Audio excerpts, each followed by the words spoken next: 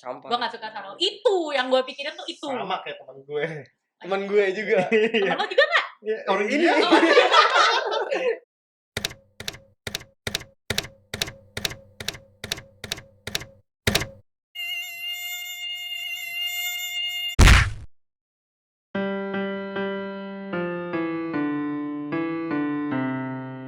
Halo semuanya, selamat datang kembali ke Beta Podcast yang bertujuan untuk memberi inspirasi bagi kalian yang ingin bertemu dengan teman baru. Hari ini kita kedatangan RG. RG, tolong perkenalkan diri sendiri. Nama gue RG, I'm currently 21 years old.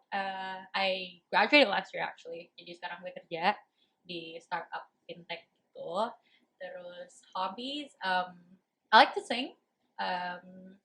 That's pretty much it. Sebelum kita mulai, kita biasanya nanya guest untuk memberitahukan satu hal yang bersifat pribadi, a personal thing about yourself as a symbol of friendship. So can you tell us one thing? Like in 1 or 2 sentences. Nggak usah panjang-panjang ya.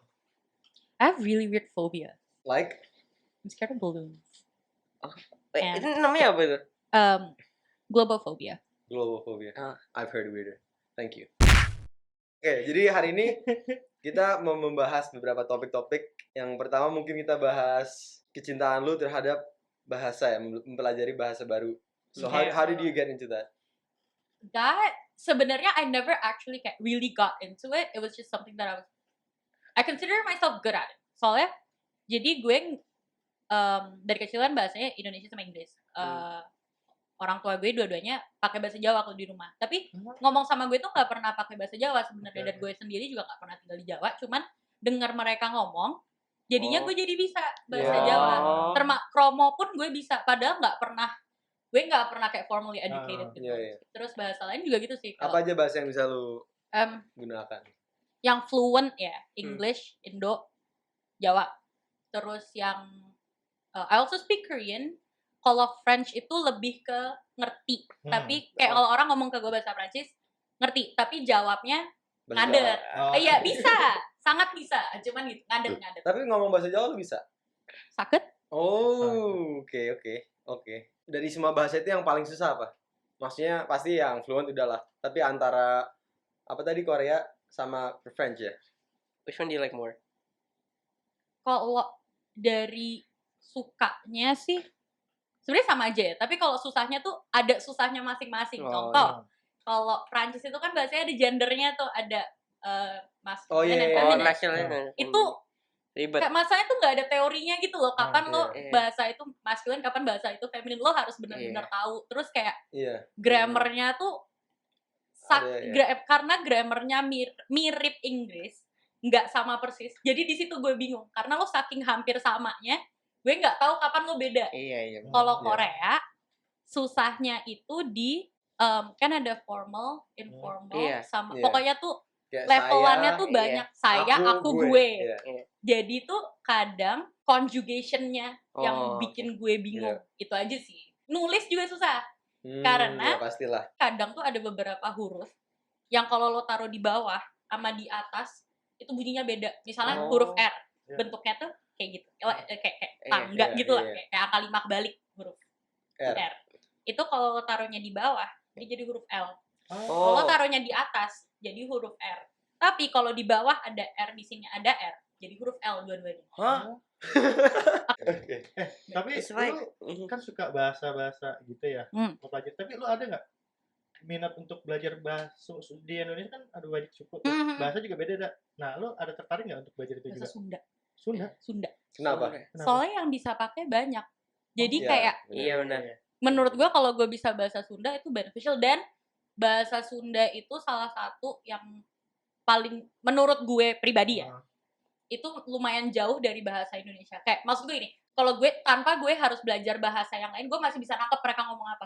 Tapi kalau Sunda, hampir gue nggak bisa ngerti dia ngomong apa. What's another language you want to learn that's outside Indonesia? Actually ada 2 sih. Jerman sama sign language. Dulu tuh sempat bisa sign language karena gue nonton ada di TV show namanya Switch Over. Pernah denger gak? Pernah denger di Star World. Ya, dulu ada di Star World. Jadi kayak tentang 2 anak yang ketukar, tapi yang satu tuh bisu, yang satu tuli. Jadi di situ dia pakai sign language. Terus gue kayak tertarik gitu nih. I was like kelas 8 kalau nggak salah.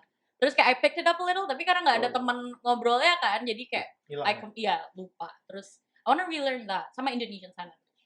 Terus memang beda. Sign language itu tiap negara beda. Yo, sepakat. Beda. Bahasa Vietnam tuh pernah denger nggak? Pernah. Coba tunjukin kemampuan lu. Jangan. Kayaknya tahu deh lu bakal ngapain.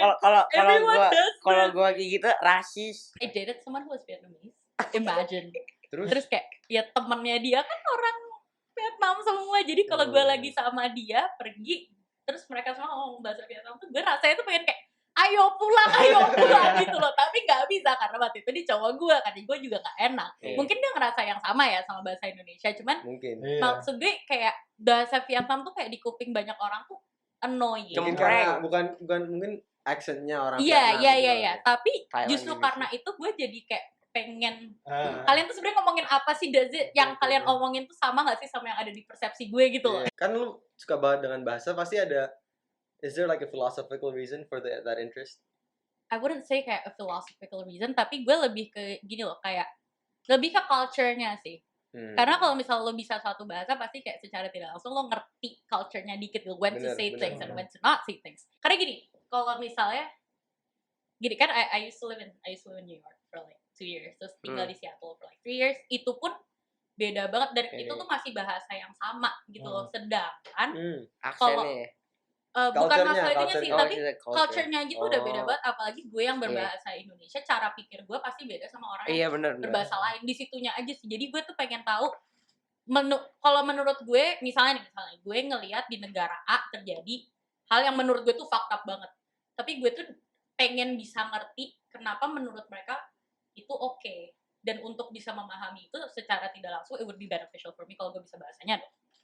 Di itunya aja sih. Oke. That's very interesting. Tapi lu lupa satu lagi, bahasa musik yang lu bisa pasain kan? Karena musik itu adalah suatu bahasa menurut gue. Jadi misalnya gue denger lagu bahasa Perancis pun dengan nyanyian penyanyinya, kalau dia bisa merasakan dengan jago, gue bisa ngerti perasaan yang dengan penyanyi itu kan. Nah, dan lu bilang sendiri hobi lu musik. Gimana menurut lu tentang itu? Tentang koneksi antara bahasa musik yang gue jelasin. Kalau itu tuh berat sih, man. Gimana ya? Nggak, maksudnya kayak lu pernah ngerasain nggak? Ngerti. Karena ada kayak there's this one song, bahasanya tuh Spanish. Gue suka banget. Gue nggak ngerti artinya apa. Tuh. Gue tuh nggak tahu lagu itu tuh artinya apa. Tapi kalau gue denger tuh berasanya tuh kayak so soothing. It makes me wanna like, I don't know, kayak fall in love all over again or whatever. Tapi kayak gue nggak ngerti arti lagunya tuh apa sebenarnya. Tapi cara dia nyanyi. The feeling you get from it. Yeah. So like, ada juga beberapa lagu, ini zaman gue belum ngerti bahasa Korea ya. Tahu Blackpink? Tahu. Unfortunately. Unfortunately ya. Terus Blackpink tuh ada satu lagu judulnya Don't Know What to Do. Lagunya tuh benar-benar yang kayak kalau lo nggak ngerti meaning, kalau lo nggak bisa bahasa Korea, lo bakal ngira itu tuh kayak lagu, kan judulnya Don't Know What to Do nih. Seakan-akan lo tuh kayak lagi suka banget sama nih orang, jadi lagunya tuh kayak hype banget. Tapi sebenarnya kalau lo bisa ngerti artinya, itu tuh ada makna terselubungnya di situ, di mana kayak lagu itu tuh saking hype-nya, gue mau di luar gue kelihatannya gue nggak apa-apa, gue lagi seneng-seneng. Padahal liriknya tuh bener-bener gue kayak gue tuh baru tinggal sama Don't Know What to Do. It's a good song. Kayak lagunya tuh nggak banyak lagu Korea tuh yang kayak gitu man. Kayak itu tuh bener-bener lagu EDM gitu deh. Mereka kayak they're like fooling the whole world. Dude, fun fact, ini kayak ini sebenarnya nggak terlalu fun sih. Tapi waktu itu gue nonton konser Blackpink. Abis gue putus. Jadi gue putus 3 hari setelah itu. Sama orang Vietnam. Bukan. beda lagi. Enggak, itu udah dulu banget. Enggak, terus habis itu 3 hari setelah itu gue dibeliin tiket nonton konser Blackpink sama temen gue. Karena waktu itu gue lumayan hobi Blackpink gitu. Terus pas di konsernya, di awalnya kan lagunya kayak asik gitu kan. Tapi kuping gue nangkep dia ngomong apa. Orang-orang tuh lagi pada begini, tiba-tiba gue deleweran, men. Sumpah, karena liriknya tuh jadi dia bilang Anya kencamtago marajiman, artinya tuh Ania tuh enggak, kencamtago tuh enggak apa-apa, mal itu ngomong, hajiman api. Jadi gue bilang gue enggak apa-apa, tapi I don't know what to do with that. Liriknya tuh kayak gitu. Jadi orang-orang kayak orang pada iya gue diem dong, pada nge-rap semua ya. Enggak, kebetulan gue duduk kan, jadi gue langsung kayak duduk. Gue inget banget gue duduk tiba-tiba deleweran gitu loh. Orang lain tuh pada begini pakai lightstick yang pakai warna-warni itu. Pada nge-rap. Terus gue yang dalam kayak hati lu kayak you guys don't know the pain in my heart. asu gitu kan. Wait, itu apa factors? Yeah. Oke. But ya, kayak gitu sih. Itu kayak menurut gue filosofi dari bahasa and like the music itself kalau misalnya digabungin tuh No, but like lu sendiri kalau kan lu bisa main musik juga kan? Right. Ntar kita tunjukin. It's surprise. Is that something you consciously try to do? Maksud gue tuh kayak lu kalau main musik, lu goal lu itu nggak untuk menerjemahkan perasaan lu gitu? Maksudnya gitu. Tergantung. Ada momen di mana gue kayak ngerasa gini. Tergantung situasi dan lagu yang lagi gue bawain. Karena kalau misalnya gue cuman asal genjrang-genjrang ya udah gue asal bunyi, kadang gue pun teriak-teriakan lagi di mobil atau apa itu kadang gue pales bodo amat. Tapi kalau misalnya gue lagi serius dan lagi emang moodnya lagi kayak gitu, kalau lagi di Twitch not so much. Tapi kayak there was this one time ini gue lagi sama teman-teman gue dan banyak yang lagi minum, terus habis itu ada dua yang kayak emang moodnya tuh lagi ngaco, terus gue iseng aja, gue tiba-tiba ngambil gitar, gue nyanyi ini Stay Rihanna. Oh iya, kayak tiba-tiba tuh ada yang nangis. Hah? Iya, terus gue dilempar bantal. Tiba-tiba dia bikin, anjing lu nyanyiin lagu itu, gue denger lagu aslinya aja nggak nangis, gue denger lo nyanyi itu dia nangis beneran yang sampai gitu. Tapi itu tapi gue nggak, itu I'm not doing that consciously gitu. Tapi kayak apparently ada beberapa orang yang nganggapnya tuh kayak cara gue bawain lagu itu tuh beda sama aslinya yang bikin dia bisa kayak gitu. Tapi I'm not doing that karena gue sengaja, anjing banget gue kalau kayak gitu. Emang lu bisa menguasai bahasa musik berarti kan? I'd like to think so. I'd like to think so. Iya aja, oke. Secara nggak langsung gitu ya. Sorry. Penuh bocahnya. Iya, amatir lah. Oh enggak, Instagram. Oh iya, lu kan tadi balik lagi bisa apa namanya ngerti bahasa musik ya. Dan lu sendiri ada nggak sih pengen bikin musik tapi dengan pakai bahasa daerah gitu? Oh, gini, bahasa Jawa. Gue itu nggak bisa nulis lagu. Tapi lu bisa nyanyi dan bawain. I'd like to think so. Tapi bisa lah sampai dipukulin bantal. Iya, sampai ada yang nangis. Enggak gini, gue tuh kalau nulis lagu itu misalnya nih gue tiba-tiba kepikiran apa, gue tulis tuh, gue rekam. Terus yaudah, gue tinggal aja sampai gue tuh akhirnya lupa ada lagu itu, tapi I keep making new ones. Gitu, dan kebanyakan bahasa Inggris. Soalnya itu bahasa yang gue bisa bilang gue kayak paling comfortable pakai bahasa Inggris. Jadi nggak ada niat untuk bikin lagu bahasa selain Inggris gitu? Ya mungkin someday. Sekarang sih yang Inggris saya belum kelar gitu. Bahasa yang gue paling nyaman aja belum kelar. Tapi sebenarnya lu punya mimpi untuk karir di musik nggak? Adanya ada. Mimpinya ada? Ada. Tapi gue tuh tipe orangnya tuh yang gini loh. Kalau misalnya slightest inconvenience aja, it bothers me very much. Misalnya nih, 100.000 komen orang bilang suara gue bagus. Nemu 2 aja yang bilang gue gak suka suara lo. Itu yang gue pikirin tuh itu. Sama kayak teman gue. Temen gue juga. Temen lo juga gak? Orang ini. Oh iya, RG, bahasa itu jadinya hobi atau emang lu cuma tertarik doang? Gini, tertarik. Oke. Jadi hobi itu karena gue bisa, tapi nggak dari awal gue kayak seneng gitu loh. Gini, awalnya bisa bahasa Korea aja karena kebanyakan dengerin lagu Korea. Awalnya bisa bahasa Prancis karena kebanyakan nonton film Prancis waktu itu. Gue nonton Call My Agent judulnya. This book song ada di Netflix lah. Ya, awalnya itu gara-gara gue nonton show itu.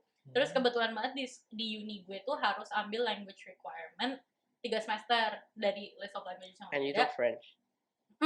Akhirnya gue ngambil Prancis gara-gara kebetulan tuh waktu itu gue emang lagi nonton This book song. Terus itu udah binget pesan gue. Kuliah lo jurusan apa? HI, hubungan internasional. Cocok berarti language. Iya. Oke. Sebelum kita mengakhiri episode ini, kita akan memberikan kesempatan bagi lu untuk memberi pertanyaan kepada kita. Seperti kita memberi pertanyaan kepada lu pas tadi mulai. Biar kita berempat bisa menjadi teman. So either to each of us specifically or one for all three. Gue mau nanya ke lo sih sebenarnya. Tadi tuh soal yang temen gue lo ada masalah apa? Enggak, itu cuma karena susah joke mereka sering ngatain gue karena gue termasuk orang insecure, jadi they I tend to like think about it and gue ngomong ke Kayogi terus nanti Kayogi even though Kayogi was not supposed to say it to Elias akhirnya ngomong ke Elias nanti gue dikata-katain that's it. One thing that's personal about you guys tadi kan I shared mine with you lo pada Oh kita something yang belum lo share di sini. Oh oke. Gue takut sama kelabang. Itu fobia lo. Gue juga takut sama kelabang. Iya semua orang juga. Iya makanya. Iya, gue nggak suka ketinggian, tapi sebenarnya nggak fobia, cuman nggak nyaman aja sebenarnya. Jadi kayak naik pesawat kadang-kadang gue suka kayak, gimana gitu ya. Gue dulu takut ketinggian sama takut nasi. Hah? Iya. I'm sorry. Iya. Gue gara-gara ospek di tempat ketinggian terus, akhirnya gue jadi nggak fobia lagi. Oke. Terus nasinya? Nasi gue sekarang jadi bukan nasi. Karena gue kan ngambil jurusan olahraga ya. Jadi gue perlu protein banyak. Gue karbo semuanya lah. Lulus gak sih? Iya. Gue ya udah dekat ya. Oke. Ya gitu. Do you have any final words? Kata-kata terakhir, maybe advice or I don't know, anything you want. It's never too late for you to kayak start things that you've always wanted to do. Kayak this podcast for instance, but like except drugs, don't do drugs. Kalau mau diturutin, lo nggak akan kemana-mana. Saya kalau diturutin, gue nggak suka sama suara gue sendiri, gue nggak akan stream di Twitch, gue nggak akan ketemu sama orang-orang yang sekarang kayak bener-bener ini di hidup gue gitu. Karena gue ketemunya dari Twitch and like start from Twitch really. Okay? The community is like really supportive. And kalau misalnya lo nggak suka, maybe other people suka sama bakat lo. Yeah. Betul. And that applies to everything really. Yeah. It's never too late to start a podcast like us. Terima kasih semuanya sudah menonton dan sampai ketemu. Oh, terima kasih juga Aji. Thank you for coming. Udah jadi teman sekarang gitu. And if you ever need our help, since we're friends, you can ask us. See you on the next episode. Bye-bye. I'm not really sure how to feel about it. Something in the way you move makes me feel like I can't live without you. It takes me all the way. I want you to stay.